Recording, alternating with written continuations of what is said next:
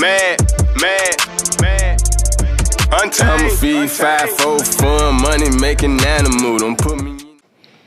Ladies and gentlemen, welcome to the Ask Mad Show. I am Mad, your Duke of Tribal Kingdom, International Man of Leisure, the Caesar of the Universal Players, your secret agent man giving you the game on all things. I have a lot of interactions with people, you know what I'm saying? And it's not that I have more interactions than the average person, but I do interact with a lot of different people. And, you know, as it pertains to married men in particular, right? Most of my interactions with married men are them expressing to me why I shouldn't get married. As crazy as it sounds, I think unbeknownst to their wives, a lot of these married men are trying to appeal to single men by telling them not to get married and speaking about how much they regret their decisions to be married. And a lot of it, from what I can tell in my experience, just revolve around the women that they got married to, right? I mean, on this premise, all of them seem to agree with marriage and the benefits of marriage and how that helps the kids and how, you know, kids are able to benefit from having two parents in the household. Everybody talks about the statistics and everybody talk about, you know, kids being raised in single parent homes, namely single parent mother homes, namely homes with single mothers, and just the success rate or the failure rate and how it will be impacted whether or not they had a father in the house. But they seem to have no issue with that. They all seem to agree that a father is important in the child's life, and you know, they want to be there for their kids, those of them who do have kids. Now, most of these married men do have kids. Most of the married men that I've spoken to who seem to have this almost vitriol or just like some sort of regret for being married, all of them had kids. And not only do all of them have kids, to my knowledge and what I've seen, all of them have some sort of health issue. Yeah. And I just want to ask the question, like, why do married men try to convince single men to stay single? Like, what do they get out of that? What is in it for them? Because whether or not a single guy gets married, it shouldn't make no never mind to the married fella. It ain't like it's going to impact his life. Every time they say this or they try to appeal to single men and my, you know, experiences when I was a single gentleman, that they would always be real sincere, but it would be like the most miserable way that I've ever heard a person speak. Like, they'll be like, hey, man, don't get married, man. like they be exhausted. Like, is marriage exhausting? You know what I'm saying? Is it taxing? You know what I'm saying? Like, you would think that it would make you happier. Like, that's the whole point, right? Like, unless you're not doing it for happiness, you know what I mean? And if you're not doing it for happiness, then what are you doing it for, right?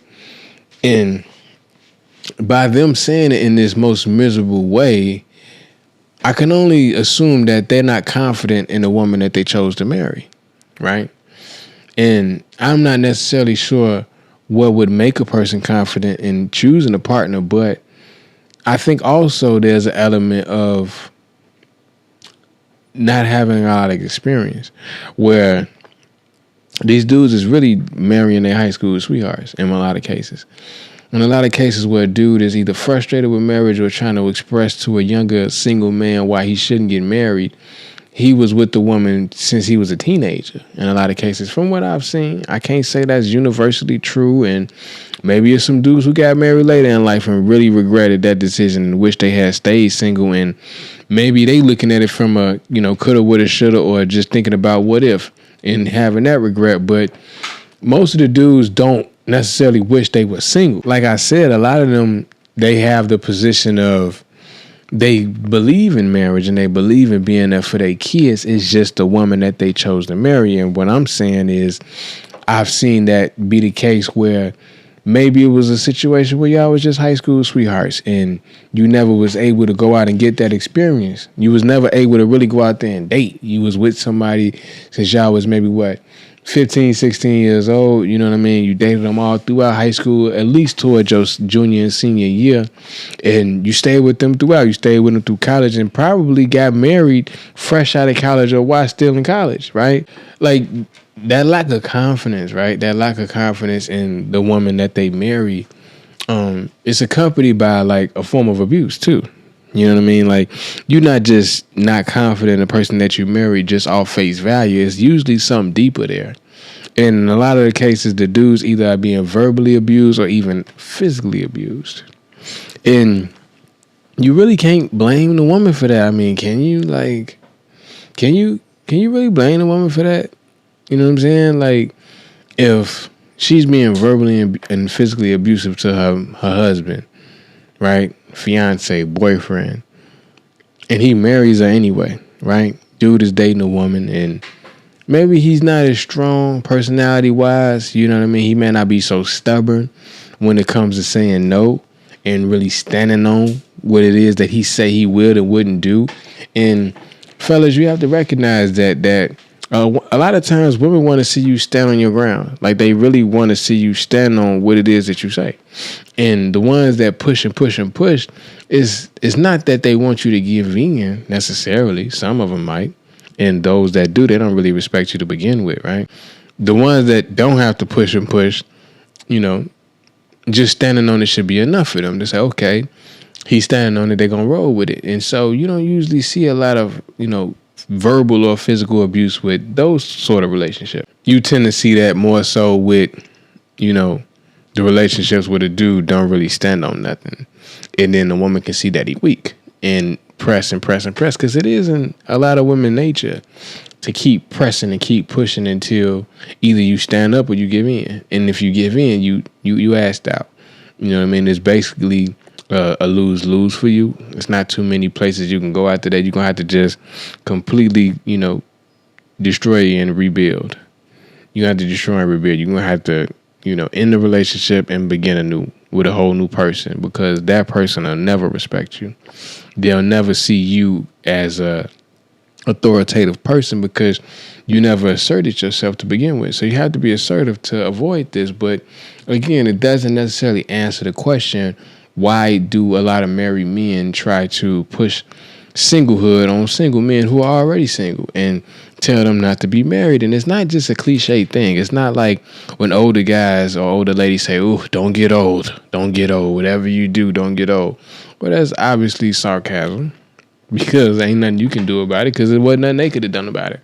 But marriage is it's a different thing entirely, where you have that choice whether or not you want to be married or whether or not you want to have kids. And so from what I've seen too is that when a guy isn't necessarily respected in his marriage, that the kids don't really respect him. And it's because they see that the mother gets the disrespect. And I'm trying to get to maybe what the root of that is, because that may answer the question, do married men tell single men not to be married because they're going to be disrespected at some point? Is disrespect a package deal? Does it come along with the idea of being married? They always talk about men dying first in a relationship, or, you know, the man dying before the woman do when if they engage in a very long marriage, or, you know, just a long lasting relationship. And a lot of the times people think that just boils down to health, and they think women are healthier for some reason. But why are they healthier, right? Is it more common for a wife to put stress on a husband, or is it more common for a husband to put stress on a wife? And I've seen it both ways, so I'm not here to say it's only one way, but I think it's more commonly observed in one form than another, right? Where it's more common to see a husband just severely stressed, man. Just real stressed out due to the things that marriage demands, right? The demands of committed marriage and, you know, raising a family, taking care of it, providing for a family, protecting them and whatnot. And if a person is being disrespectful or verbally or physically abusive, that can be taxing. Again, is marriage taxing? Is it exhausting? And so if it results in chronic health issues for the man later on down the line because of this toxic relationship, because of this misery that he must endure due to marriage somehow being inherently stressful or causing pain and misery, is it his fault, right? Is he to blame for putting himself in this situation? Because the woman wouldn't behave that way if he didn't allow it, right? Like, I don't know. I really think that some of these dudes, they enjoy this mistreatment that they get, because even if they were to be, not in a relationship with that woman in particular, then they would engage with a woman of similar substance, who similar temperament, who is prone to either violence or, just some sort of abuse, whether it be verbal or physical, and causing misery and distrust and ultimately leading to a stressful life and a stressful lifestyle in a very hostile environment where you can develop some of these chronic medical issues. You dig? If a dude is enduring all of this and silently just accepting this disrespect, can it be seen as something that he is enjoying? And would a woman interpret that subconsciously?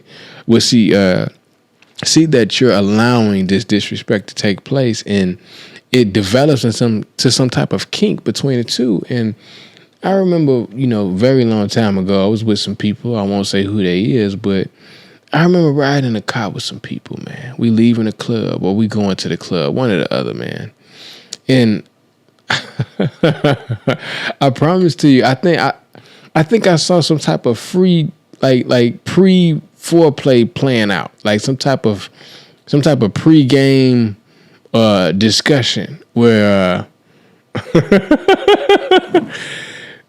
I'm sitting in the back seat, right? I'm sitting in the back seat, and this dude is, this guy is sitting in the front seat with his girlfriend, and he's driving a car, and she's saying rude things. Let's say it like that. She's being very rude to him, right? And going so far as telling him, "Shut up." And his replies, guys, okay, baby, yes, baby. And I was just like,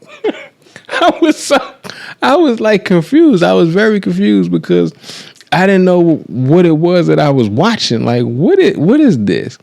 You know what I mean? Because it wasn't so much as like yelling and screaming. And if anybody would have just stumbled upon that, maybe they would have seen it differently. Like, wow, this chick is really mistreating this fella, right? But it was his responses to it that gave me some sort of indication that maybe this is something that they engage in on a regular to get them started up, so to speak, to warm up their engines, right? And he very well could be a sadomasochist, where he likes some sort of pain or humiliation, right? And he could be some sort of masochist, man. He likes to be humiliated or talked down to by his woman, right? She's playing some sort of pseudo dominatrix or a ghetto dominatrix. She was the ghetto dominatrix, and it was some real it was some hood beat. It was weird. I'm gonna just keep it at that. Like it was hood and weird, and I think she was eating hot Cheetos or hot country curls or something. And he had some Hennessy or some Don Julio or something. And that was something that I experienced, that I saw that it could have been interpreted as some sort of verbal abuse, but it was sexual in nature, to my understanding. And they ended up ultimately having problems, these two. They would go on to have problems all the time where she would disrespect them. And I think it's because it's hard for people to keep certain things in perspective. If you get off to something sexually, when does that tend to bleed into reality? Like, if it's all fantasy, right? When does that bleed into reality where your lifestyle starts to imitate what you do behind closed doors? And the relationship takes on another form. And do you go all in or do you go halfway? Okay, baby. Yes, baby. Shut up. Okay, baby. So weird, homie. Yeah, it was kind of crazy. And see, they didn't make it to marriage, but they also wasn't high school sweethearts either. And so that, almost gives more support to the theory that even in that form, that was something sexual. But I can't say that's across the board. I can't say that's universal, that it would be, at least in the microcosm, it wouldn't be as particular, as specific rather, as their relationship, where the verbally abusive remarks can be viewed as sexual. But it can have the same sentiment where it's undisclosed. I believe they may have had some sort of verbal agreement, or it was at least understood that this is to get us hot before we go back home, before we get back to the crib. But a relationship in which none of this is spoken of, right? Or it's not even interpreted that way, but it ultimately leads to the bedroom and ultimately leads to some sort of sexual encounter where that stress is being released. Now, is that good for you or is that bad for you? I don't know. I'm asking the question. Is it potentially harmful or dangerous to engage in some sort of tumultuous back and forth, tumultuous dialogue with the person that you're with in order to be stimulated sexually later on? You know what I mean? They call it makeup sex. And I don't know if that's conducive to a healthy marriage. They say if you can be on the same accord sexually, then that would help your marriage tremendously. And I'm not so sure if that dichotomy is being worked out, because if it's subconscious, then how can one agree? How can the other party even be aware of this if it's not being spoken of verbally, if it's not something that the two have decided to agree to these terms, but it's rather something that's being played out in the subconscious mind is the only thing that's aware of it, of its existence. It is something to think about, right? That perhaps could also be a part of why these married men are exclaiming to be in such misery in their marriage. Does that also play into their kink, where only they're subconsciously aware of the fact that they appear to be unhappy, but they can't wait to get home? Subconsciously, they can't wait to get home to be verbally abused or even physically abused, just so they can have the ultimate sexual release after the fact. Break up to make up, and whether or not that's also a ruse. So when they express, man, don't get married, man, stay single, are they even telling the truth? Or is this a cool or a bad joke that some young single man may take seriously and ultimately never marry because he was influenced by somebody or multiple older men who were married and told him how bad it was? Now, every man is responsible for his own choices, which is why I say, even when it comes down to how you allow a woman to treat you, you're still responsible for whether or not you want to be married. And you can't let an older man influence you in such a way that they would have to take blame or responsibility for something that you ultimately decided, because we have the final say, right? If we have the final say, then we can't really place that on anyone else, no matter what it is that they try to guide us or advise us or suggest that we do or don't do. And if that's the case, does that work with a father, where you ultimately have the choice, but the things that your father teach you or try to show you or guide you, how much of an impact would that have on whether or not a man is able to not only become a married man or, get a woman to marry him or a woman to be with him for the long term, but to be good at it, to do well at it, right? To be an exceptional husband and father. Does that require training from a father? Because what if your father was married, but he wasn't a very good husband to your mother? Does that count? Does that qualify? Does it qualify if a man gets married, or is it irrelevant if he doesn't stay married? Right? Because, like I said, you have the ultimate choice. So you chose the woman. And instead of a man who is married speaking rather harshly or just with negative connotation about his own marriage and not being confident in his wife, would divorce be on the table? Would that be a suitable course of action to take so that you wouldn't have to dissuade or discourage young men from being married, but you would try to figure it out for yourself and keep your mouth shut? Or if you do have to say something, tell them, hey, it's okay to start over. Like, had this man's father prepared him to lead a woman, would the relationship be more pleasurable for both of them? You wouldn't have to get a divorce had your father, took the time to train you on how to be in that regard. You know what I mean? And fathers are the main ingredient for young men and women, as far as their development is concerned. And I believe their future depends heavily on if their fathers prepared them for certain things. You know what I mean? And most people have to deal with in this world each other, right? I think that, fathers have to really prepare young men and women on how to deal with each other, because we all have to deal with each other one way or another, not just in relationship, in association, in the workforce, in school, at home, as a family, right? You got sisters and brothers, what have you. It's important for your father to be there in order to teach you how to even be with each other as a family. And then furthermore, how to be with a man and with a woman in a relationship, and to lead by example in marriage. It's not really on the mother to do these things. She can definitely support and assist and encourage and strengthen, right? And be on the same accord with the father. But it is just my opinion that lead coming from the father is going to make that much more of an impact, especially on the young man, but also extremely on the young woman.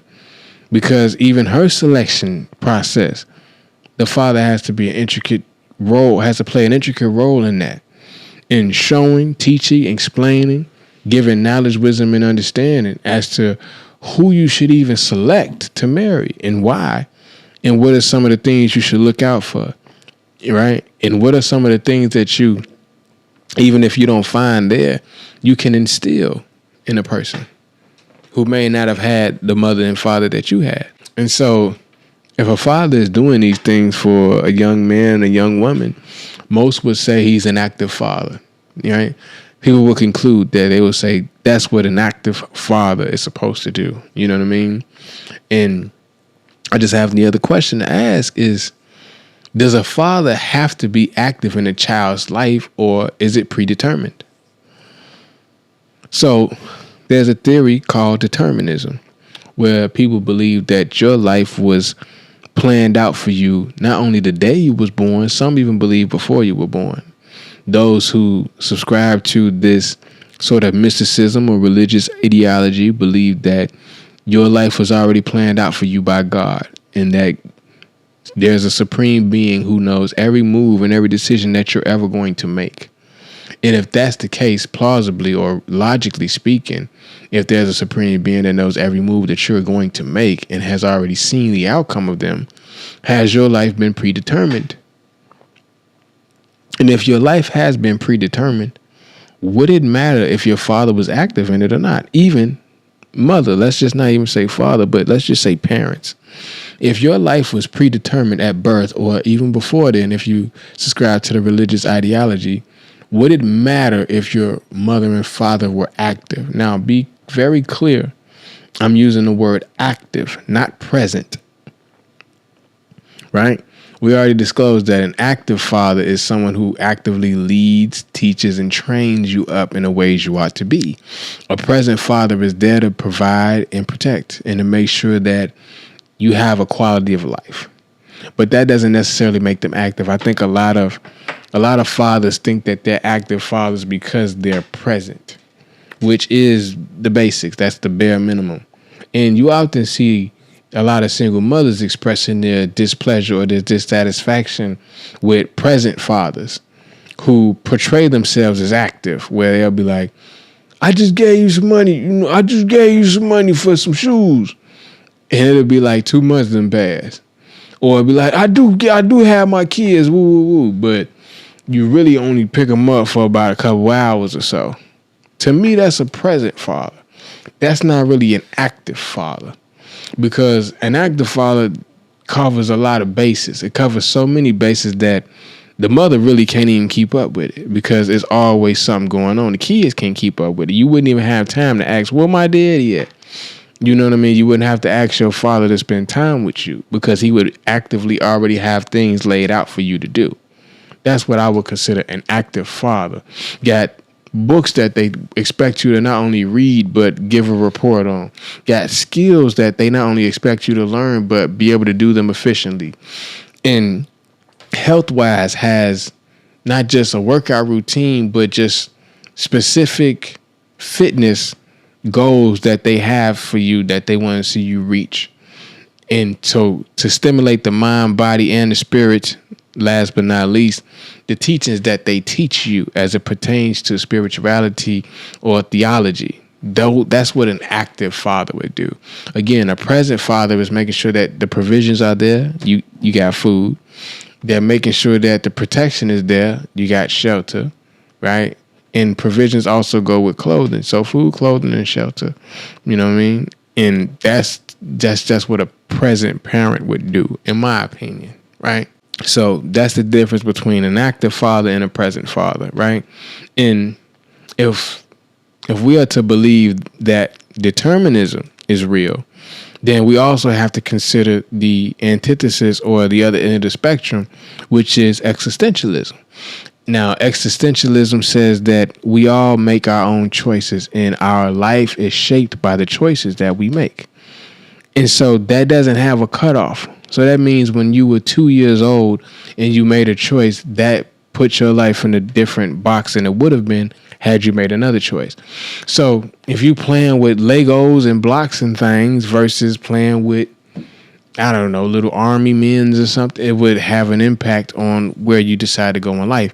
If you decided to play basketball instead of football, it would change the course of your life. That's what people who subscribe to existentialism believe.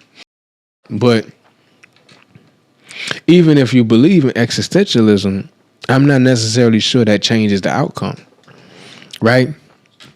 If you don't believe that life is predetermined and that your choices ultimately shape who you become, I don't know if that changes the outcome of the original question that I just asked.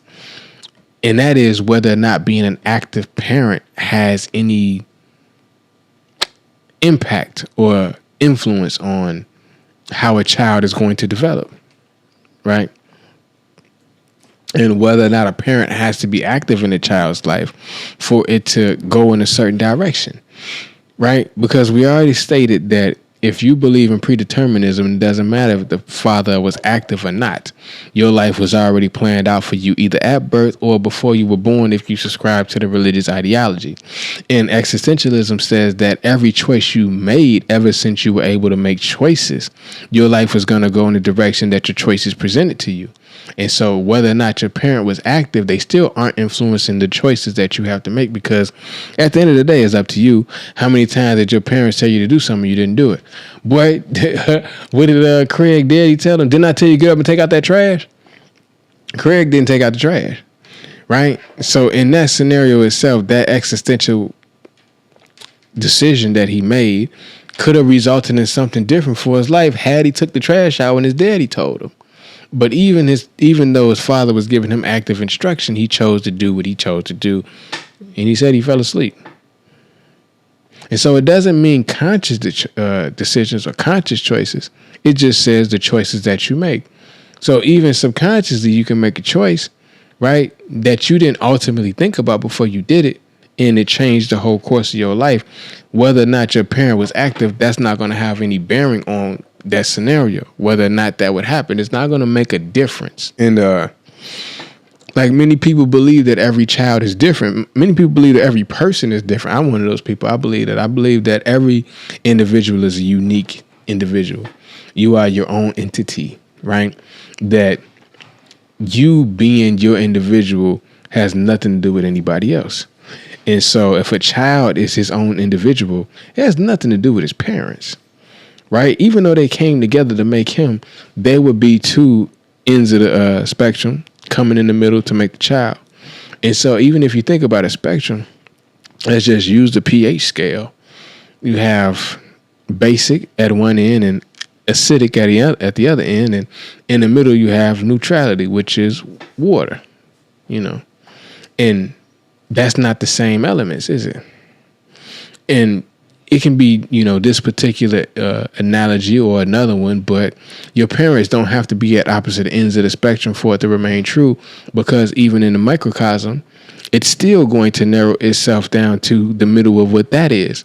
So if your parents were both basic or both acidic, you would still be the medium between those 2 points, no matter how large or big. Let's say, excuse me, your father was a 1 and your mother was a 2, or your father was a 1 and your mother was a 1.1, you would still meet the middle of that spectrum, whatever that is, and you would be something else entirely.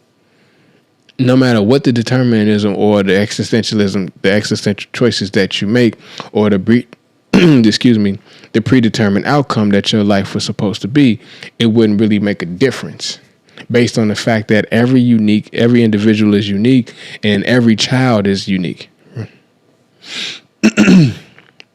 So based on those unique personality traits, you would have a completely different outcome, in whether or not your parent was active or not wouldn't make a difference, because of those personal traits that you have, those personality traits that you have.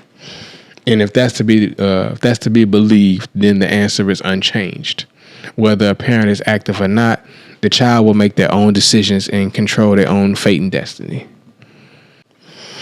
Just going back to the first question, if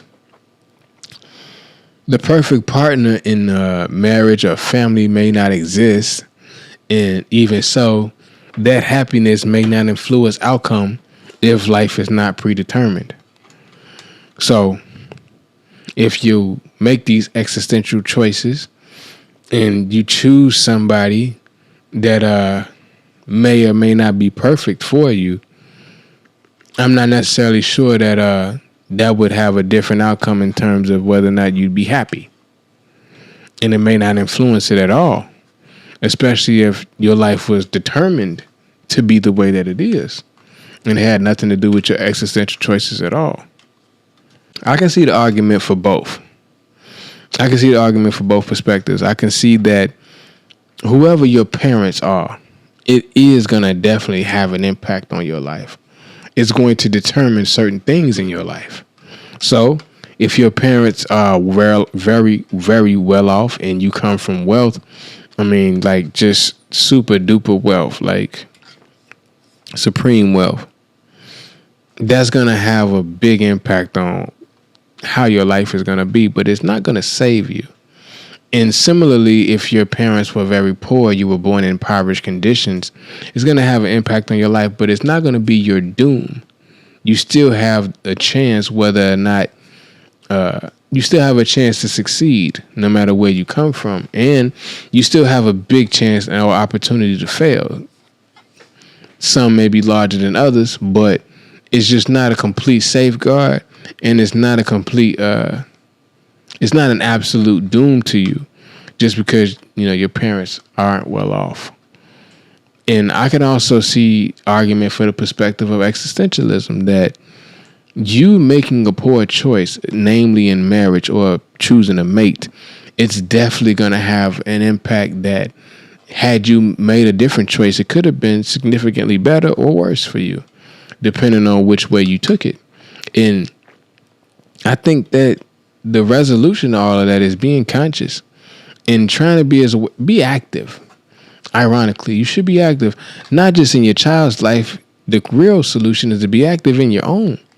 Be active in your life and your thought process so that you don't have to walk up to a younger man and discourage him to be married, or to talk about not just your wife, because they never talk about their wife, right? They don't get so personal that they say like, yeah, they wife did this or that, but they do have a negative connotation when speaking about her. And you see some of these women and you can't connect the dots and say, oh, that's this dude's wife, but this dude married a woman like this one. And it's reflected in her behavior.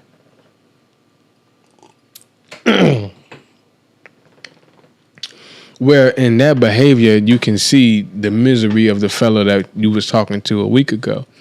And these two ain't even married. You just put that together and say, okay, this is what that dude was telling me.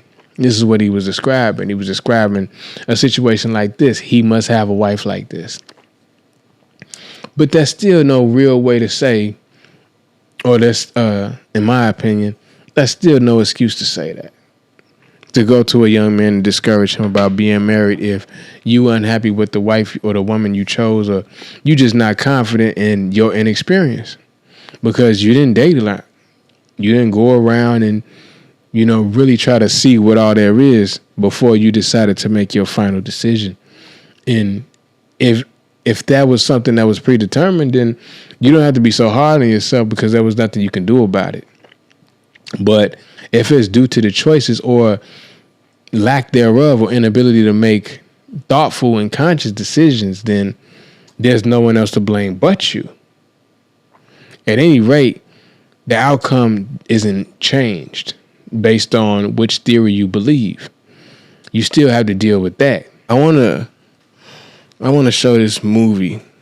I want to show this movie trailer. I think that this movie trailer is important because I've never seen nothing like this in my life. The name of the movie is called Is God Is. And from this movie trailer, it honestly explains to me why a lot of these husbands or these married men discourage young single men from getting married.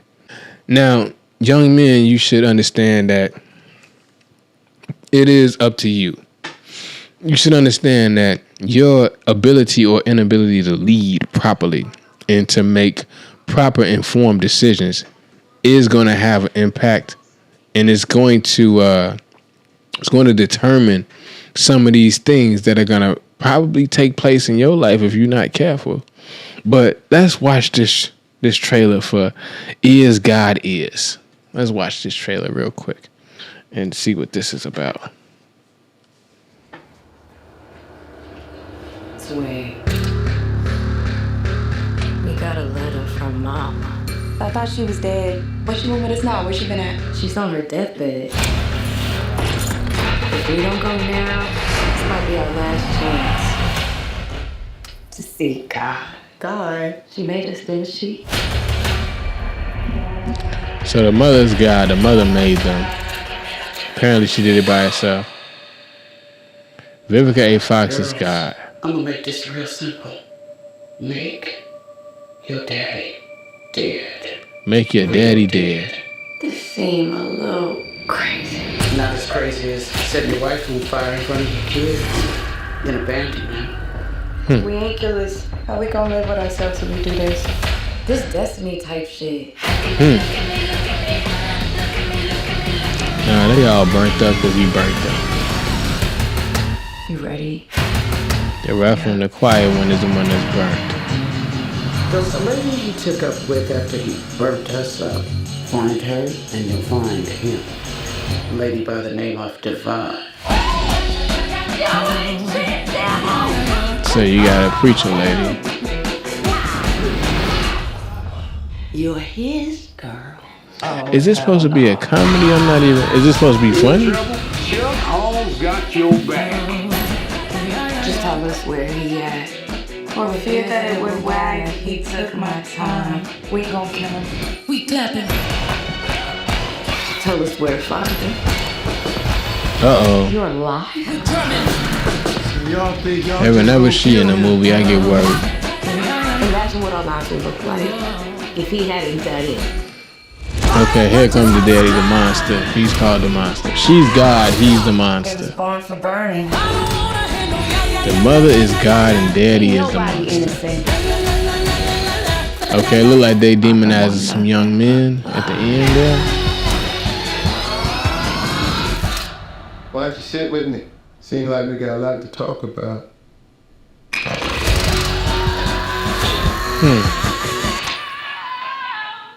Okay, that's enough of that. Again, I don't understand what I'm looking at. That didn't make no sense to me. I'm sorry, that didn't make no sense.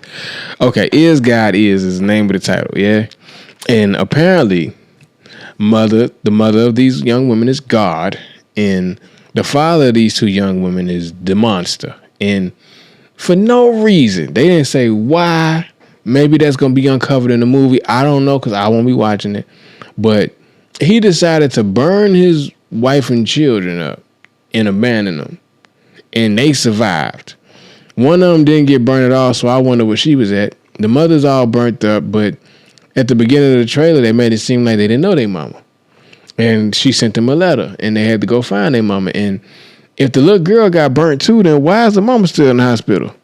But that's neither here nor there. I guess that's just picking at the movie, and I have to suspend, belief. But I can't suspend belief with that's a very wicked movie, man. Just from what I see, and even in the title, they got a cross. Is God is, and you can see them using some religious undertones, and I'm just curious, what is their theology? What is their belief?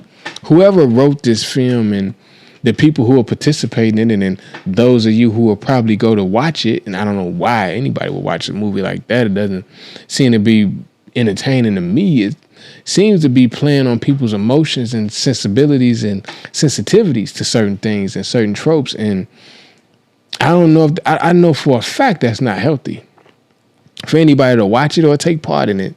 And whoever wrote it is a very disturbed individual to write something like that. And the young people that are going to be watching this without the context of whatever this is supposed to be, I'm assuming it's supposed to be satire. It's this because they was trying to be funny, but a lot of times when people trying to be funny, but they so corny that you done missed the joke entirely, and they act like you ain't got a sense of humor. It's like, no, I laugh at stuff that's actually funny, but this is just disturbing on so many levels. I couldn't find nothing funny about it.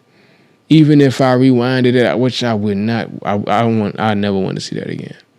I never want to watch that again. That was one of the most disturbing movies I've ever seen in my life. Is God is. Mama is God, daddy's the monster, burnt them up for no reason, abandoned them, and they seem to have found them. And I don't know, I'm assuming, well, she said to kill him. She said, make your daddy dead. She didn't even say kill him. She said, make him dead. Now, I don't know if that's going to be some sort of spell casting. Like, what is the theology of this film? Is it Christianity? Is it voodoo? Is it, magic? You know what I mean? Some sort of witchery? What is that called? What is it? It's not called witchery. What is that called? I don't know. It's called something. It's not good. I know. Whatever it's called, it can't be good. It can't be good. And I saw the dude that's I think his name is Sterling K. Brown, the fella that's playing the monster, and he says something about, or something along the lines of, forgive me, I'm paraphrasing, that this movie is good because it touches on something seldom touched upon. In what way? In what way is it seldom touched upon, or is it something that's not being represented enough or properly? And I don't see this as reality based. I see this as very much so fantasy based. In somebody's wicked mind, this is their reality. And not saying that such atrocities haven't been committed, but it's not common. It's very uncommon for a man to try to burn his wife and children alive while laughing, and they get put on a mission by the mother to make him dead, as she so eloquently put it. Make your daddy dead. As she's sitting up there, burnt up, and I'm very disturbed by this film. And had I known it was being made, I might have protested. I really would have.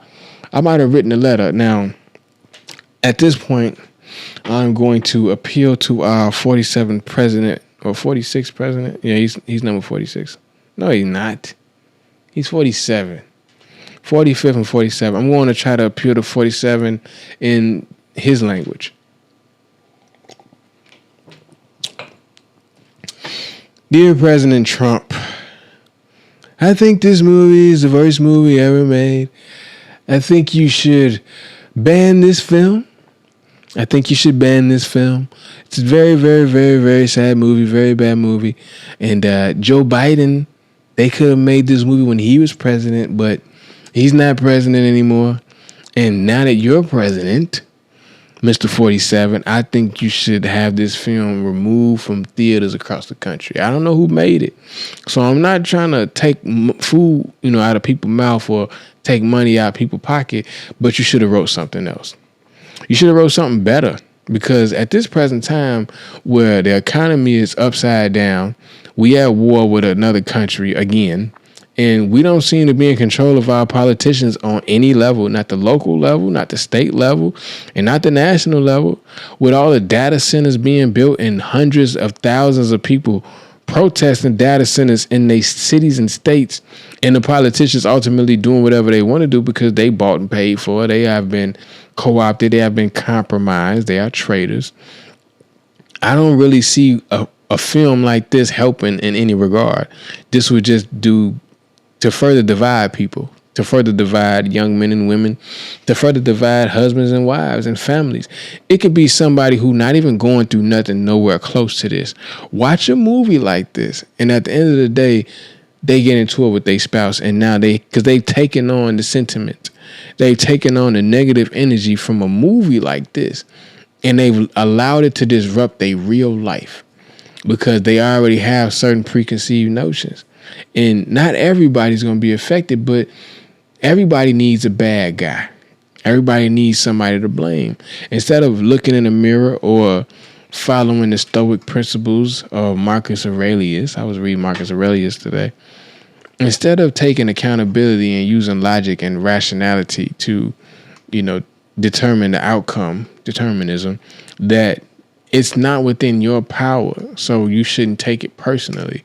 And I don't believe everybody can do that while watching a film like this.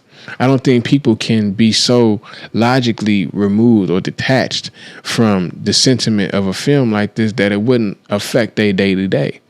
And certainly, if not just married men telling young single men not to get married, it could potentially lead to young women and potentially wives to view the husband and father in a certain kind of way, to place them in the villainous role of the monster, as this trailer has illustrated for us.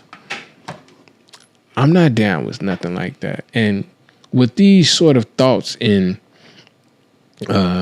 scripts being written and films being produced, I can see that these married men may go through a fraction of what this obvious, fanciful depiction could present to a person.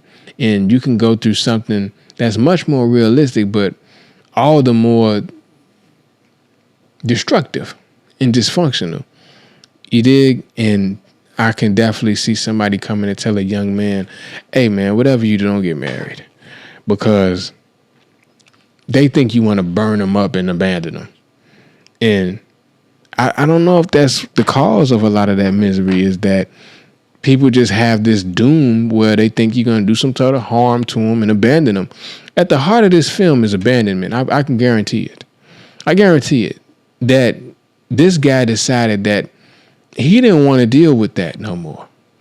I guarantee you that the reality of a movie like this isn't what you're seeing. It's what you're reading between the lines. What is in the heart of it? The heart of it is a guy who is so callous or so self-absorbed or self-preservation kicked in, and he left that situation as bad as it was. And metaphorically speaking, he burned them. And you have the brave one and the quiet one. And those are just how they were affected differently from their father's abandonment. And the mother's all burned up inside. And she can't even get out of bed. She's so burned up because she was directly responsible for him leaving.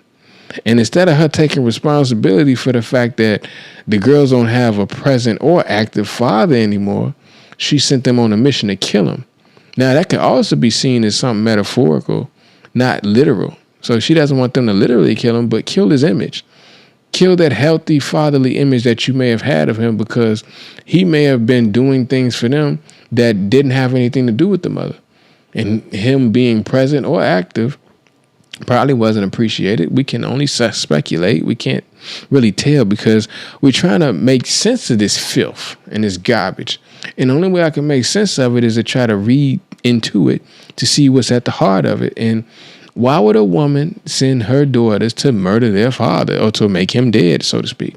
And this is just too cartoonish and freakishly just unrealistic that I can't see a man laughing as he, I mean, not just laughing, but right? Straight villain laugh as he burns his wife and 2 daughters alive. And had he had a son, would he would have taken him with him?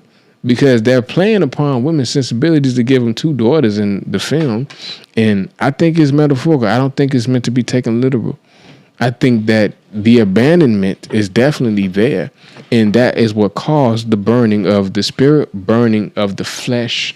And the tough one is the one that hasn't processed her emotion and has avoided the reality of the father leaving and has taken on not just a masculine persona to compensate for the fact that the father's not there.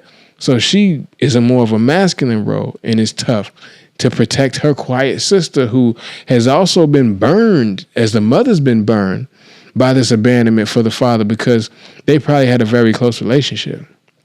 And without the same level of, or without the existential choice that her sister has decided to make to choose to be tough instead, it was almost as if her fate was predetermined and she had no choice but to be quiet because the sister had already chosen to be tough.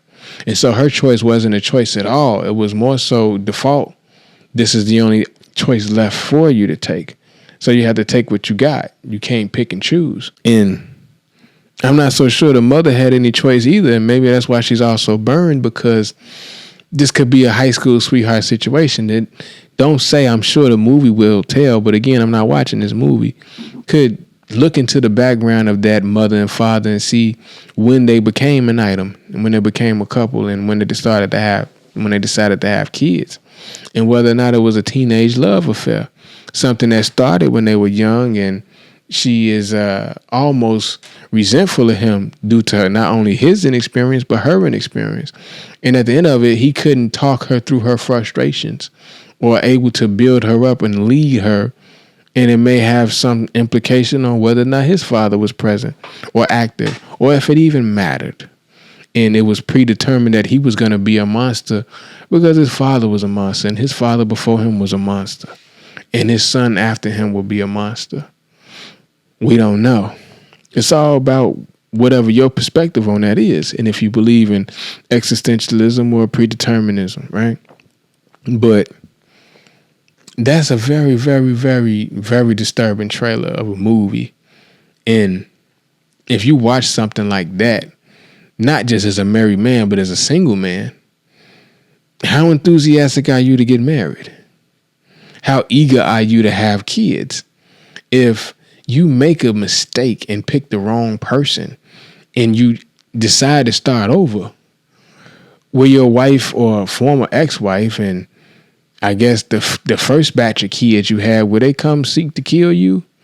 Even if it's not literally killing you, but destroying your image or destroying whatever new life you've built for yourself? Because they don't say what this father went on to do after he, just so sadistically and unrealistically and coldly burned them alive. Was his life better? They always show it in like black and white. They had the black and white. And black and white is supposed to imply that this is before things were proper. So black and white and not color implies that things are worse. Life is worse off. So Charlie Chaplin films, quote unquote, the pictures, moving pictures, is in black and white. And when you look at cinema or film and something is shot in that fashion, now that you have the technology, you will look down upon it, or you're supposed to view it as less than. And so by that part of the trailer, the past being in black and white, is almost to say that they didn't have anything good, or they didn't have an abundance, that they had less, that they were probably in an impoverished situation. And for that to be color now, it would imply that the man has either moved up in the world and his life is going great now, as opposed to the doom of the black and white when they were together. And also black and white as in this is to be taken literal. That this isn't fantasy, but it could also be quite the opposite, where the black and whiteness of it all could literally mean that this is in a dream state and none of this is real. It's all different theories surrounding it, but I think that trailer is unforgiving and it's going to have consequences. It's going to have ramifications that are going to ripple out to whoever chooses to watch it, you know? And as a young man, seeing something like that, I can see why a married man would say, whatever you do, don't get married.